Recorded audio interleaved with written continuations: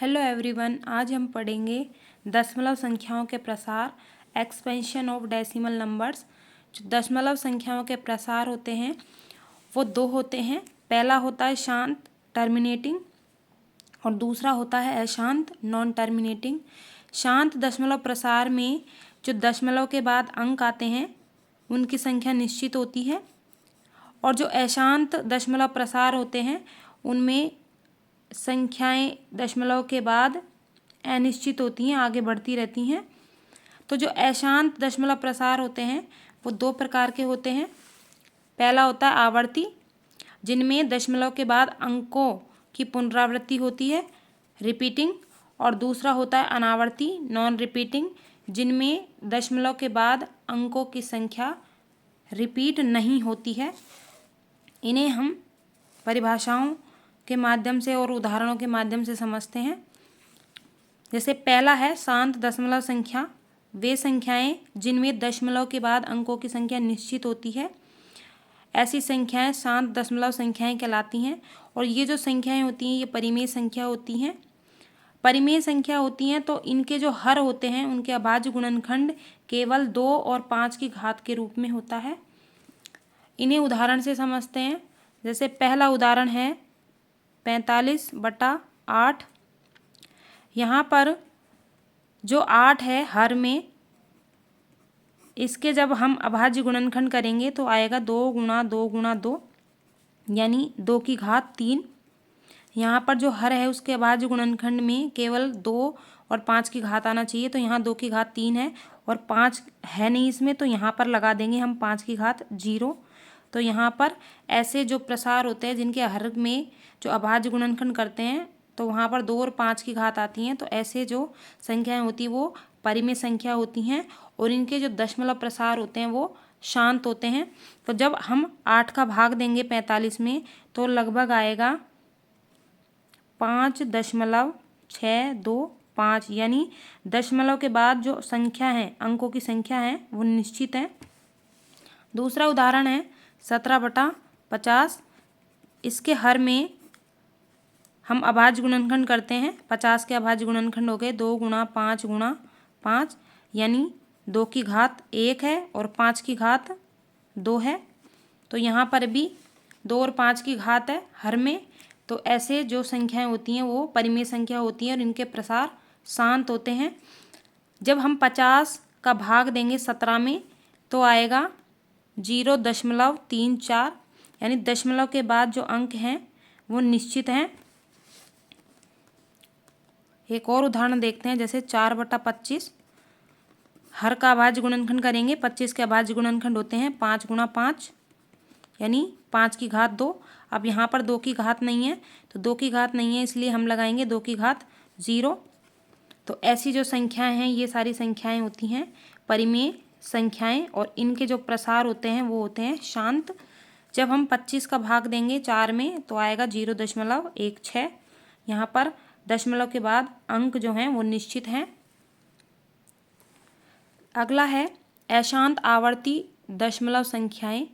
जो अशांत दशमलव प्रसार होते हैं उनके दो प्रकार होते हैं, आवर्ती और अनावर्ती। सबसे पहले हम अशांत आवर्ती पढ़ेंगे। दशमलव के बाद जो अंक होते हैं उनकी संख्या अनिश्चित होती है, यानी दशमलव के बाद जो अंक हैं वो आते रहते हैं। निश्चित अंतराल में अंकों की पुनरावृत्ति होती है। दशमलव के बाद जो अंक होते हैं वो रिपीट होते हैं।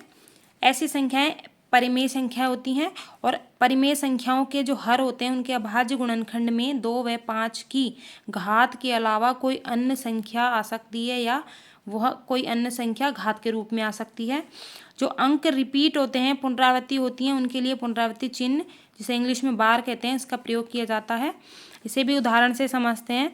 जैसे 324 में हम दिए भाग 22 का, तो यहाँ पर जब हर का अभाज्य गुणनखंड करेंगे तो 2 गुणा 11, यानी 2 के अलावा कोई और संख्या आ चुकी है यहाँ पर।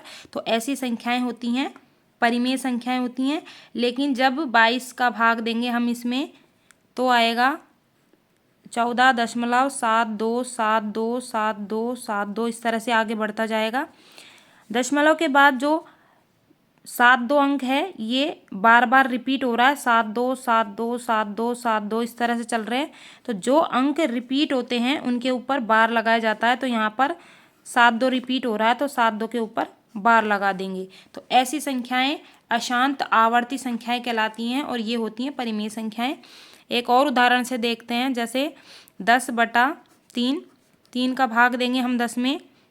यहाँ पर हर में 2 और 3, 2 और 5 के अलावा कोई और संख्या आ चुकी है। तो ऐसी संख्याएं परिमेय तो होंगी, लेकिन इनके जो दशमलव प्रसार होंगे वो अशांत आवर्ती होंगे। तो जब हम 3 का भाग देंगे 10 में तो आएगा 3.3333333 इस तरह से चले जाएंगे। तो दशमलव के बाद अंक रिपीट हो रहे हैं, यानी जो 3 अंक है वो बार बार रिपीट हो रहा है। तो जो अंक रिपीट होता है उसके ऊपर बार लगा देंगे। अगली है जैसे 24/13, इसके हर में 2 और 5 के अलावा कोई अन्य संख्या आ गई 13। अब 13 का जब हम 24 में भाग देंगे तो 24 में भाग देने पर आएगा 1.84615384613 इस तरह से चलते जाएंगे आगे तक। तो यहाँ पर जो ये 84615 है ये रिपीट हो रहा है, यहाँ पर आ रहा है, ये भी आ रहा है।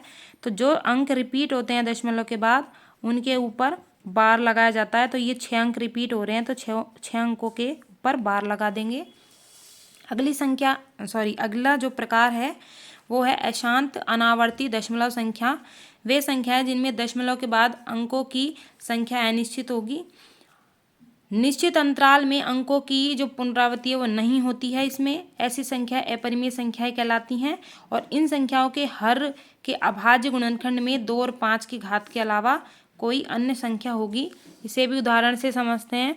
जैसे 214 में हम भाग देंगे 17 का, तो यहाँ पर हर में 2 और 5 के अलावा कोई अन्य संख्या आ गई है, इसलिए ऐसी संख्याएं यहाँ पर अपरिमेय हो जाएंगी।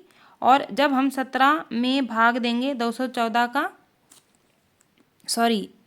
में हम भाग देंगे 17 का तो आएगा 12.882352941 इस तरह से चलते जाएंगे आगे तक। तो यहाँ पर निश्चित अंतराल के बाद कोई भी अंक रिपीट नहीं हुआ है, तो ऐसी संख्याएं अपरिमेय होंगी। और अशांत होने के लिए हमें केवल और केवल ये देखना है कि हर के अभाज्य गुणनखंड में 2 और 5 के अलावा कोई और संख्याएं, यहाँ पर भी अशांत थी और यहाँ पर भी ये अशांत थी, क्योंकि यहाँ पर भी जो हर है वहाँ 2 और 5 की घात के अलावा कोई अन्य संख्या आ गई थी। एक और उदाहरण देखते हैं, जैसे 152 में भाग देंगे 23 का तो आएगा 6.60869565 इस तरह से आएगा। तो यहाँ पर दशमलव के बाद निश्चित अंतराल में अंकों की पुनरावृत्ति नहीं हो रही है, तो ऐसी संख्याएं अपरिमेय संख्याएं कहलाती हैं। तो आज हमने पढ़ा दशमलव संख्याओं के प्रसार, जिनमें शांत और अशांत होते हैं। शांत वे होते हैं जिनमें दशमलव के बाद अंक निश्चित होते हैं और अशांत वे होते हैं जिनमें दशमलव के बाद अंक अनिश्चित होते हैं। शांत दशमलव प्रसार होने के लिए हर में 2 और 5 की घात आना चाहिए और अशांत दशमलव प्रसार होने के लिए हर में 2 और 5 की घात के अलावा कोई अन्य संख्या आनी चाहिए।